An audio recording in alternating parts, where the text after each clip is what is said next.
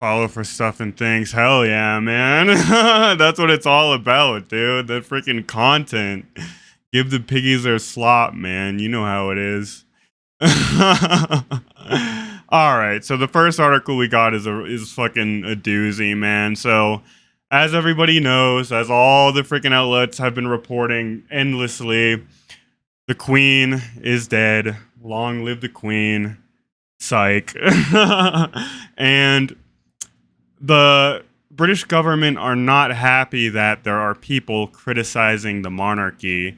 And because they don't have free speech over there in the UK, people are getting arrested left and right, literally for just criticizing the concept of the monarchy. Like, you'll see how ridiculous this shit gets. Let's get right into it.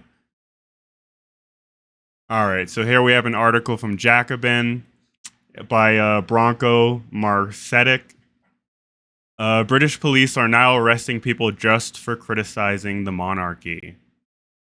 The death of Queen Elizabeth II has sparked a welter of discourse, from debates about the British monarchy and the history of imperialism to sometimes embarrassing wall to wall media coverage around the world. It's also led to a shocking clampdown on free speech. The trend began before the British Queen had even died on September 8th, when Carnegie Mellon University modern languages professor Uju Anya fired off a series of strident tweets criticizing the monarchy. After Anya, who hails from Nigeria, where the British Empire ruled with brutal exploitation and violence, called the Queen the head of a thieving, raping, genocidal empire, and wish her an agonizingly painful death.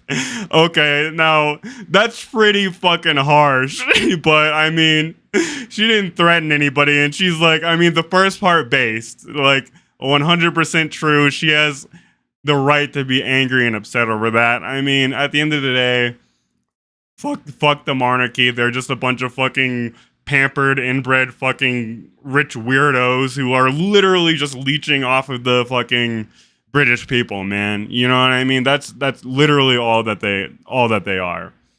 Um, Twitter erased the offending tweets, citing an unnamed rule violation.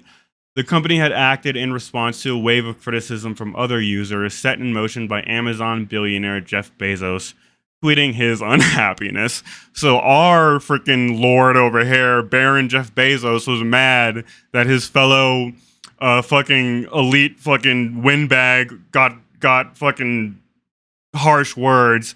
So he basically just bent their arm, used his power to censor, which, hey, man, everybody loves censorship nowadays, man. Even the left, dude. It's fucking shitty.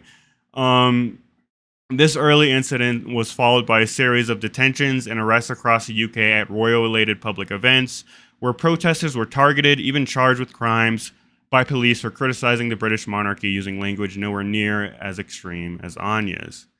They leached off the UK government, and the UK government got rich from leeching off brown people across the globe. Exactly right, man. You already know. And fucking the British occupation of India alone, bro, was estimated to kill like 1.8 billion people, man. And that was all just for their resources, bro. So the British East India Trade Company could get rich, and they could just have fucking cheap or fucking free labor, man. You already know how it goes, man. It's like it's a tale as old as time, man. Like, and literally, they're literal like fucking. It's like a literal like empire that they still have over there. Kinda. I know they're not an empire anymore, but it's just like the vestiges of just like a dying, frail fucking royalty from some bygone, backwards fucking bullshit era, dude. You know.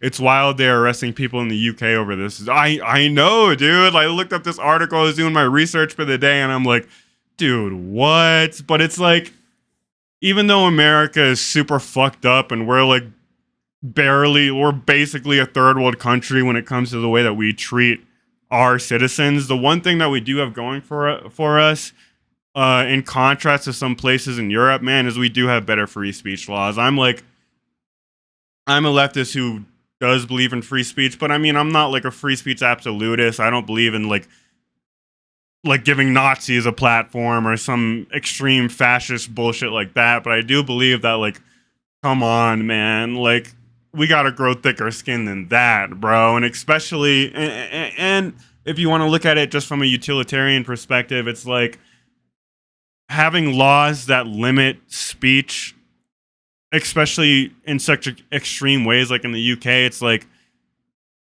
it just breeds, or it creates an environment where the people who have the authority or enact these laws can interpret them to just mean shit that they don't like, and that's often what happens with laws like this. You know what I mean?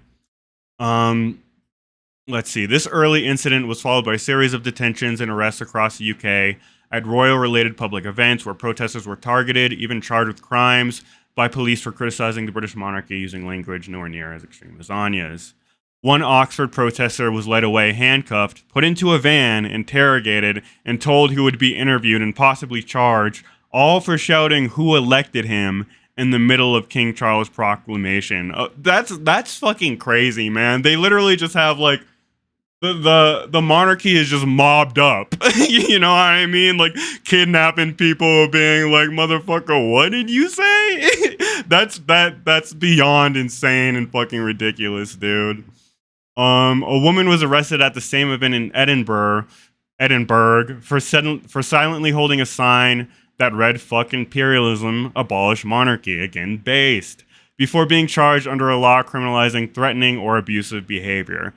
What I just said, man, like whatever they don't like, whatever goes against the power structure, is threatening or abusive behavior.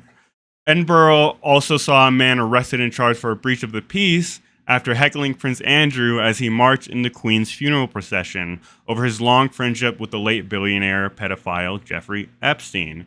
Andrew, who remains free and not charged with any crime, has been credibly accused of engaging in sex with one of Epstein's underage sex slaves and was stripped of his royal patronages last year as a result.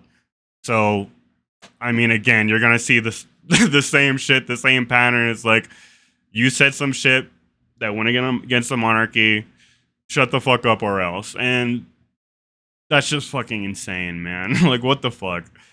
These weren't even the most absurd examples. Barrister and activist Paul Powslin was threatened with arrest in Parliament Square in London. His crime? Holding a blank piece of paper and expressing the intention to write, so he didn't write anything at all, the intention to write "Not My King" on it.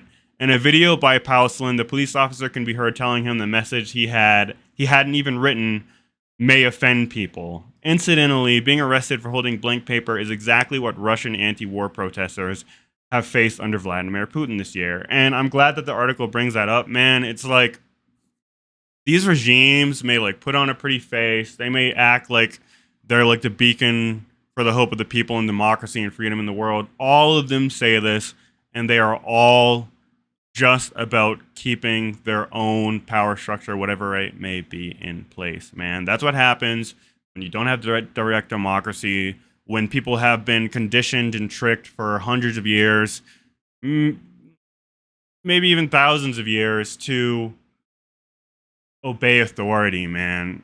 It's all just power politics, even the good guys. Exactly, man. Exactly. And it's funny that you bring that up because our next story kind of has something to do with that, man.